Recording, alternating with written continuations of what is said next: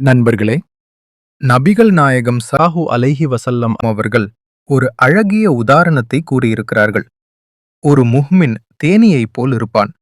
ஏன் தேனீ? நபி ஸல்லல்லாஹு அலைஹி வஸல்லம் இதை தெளிவாக விளக்கினார்கள்.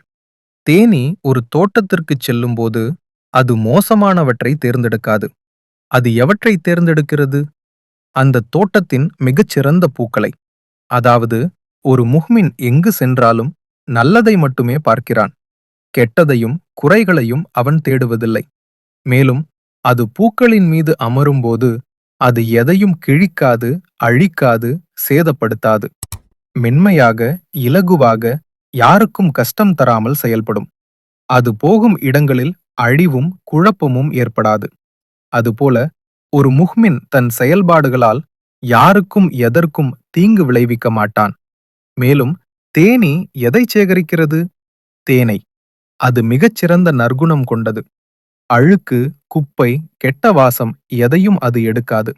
அதுபோல ஒரு முஸ்லிம் எதை எடுத்தாலும் தூய்மையானதை, நல்லதை மட்டுமே எடுத்துக்கொள்வான். ஆனால் மிக முக்கியமான விஷயம் என்ன? அது வீட்டிற்கு திரும்பும்போது அது எதை கொடுக்கிறது? தேனை. அதில் ஷிஃபா, அதாவது மனிதர்களுக்கு நன்மை, குணமளிக்கும் ஒன்று இருக்கிறது. நபி ஸல்லல்லாஹு அலைஹி வஸல்லம் அவர்கள் சொன்னதன் பொருள் இதுதான். ஒரு உண்மையான முஸ்லிம் அவர் செல்லும் இடம் எதுவாக இருந்தாலும் நல்லதை மட்டுமே பார்க்கிறார். கெட்டதை, குற்றத்தை, குறைகளை தேடமாட்டார். எதை எடுத்தாலும் தூய்மையையும் நன்மையையும் எடுப்பார்.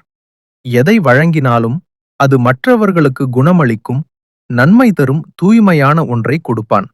அதுதான் முஹ்மினின் குணம் என்று நபி ஸல்லல்லாஹு அலைஹி வஸல்லம் நமக்குச் சொல்லித் தந்தார்கள். ஆகவே நண்பர்களே, நம்முடைய குணம் தேனீ போல் இருக்க வேண்டும்.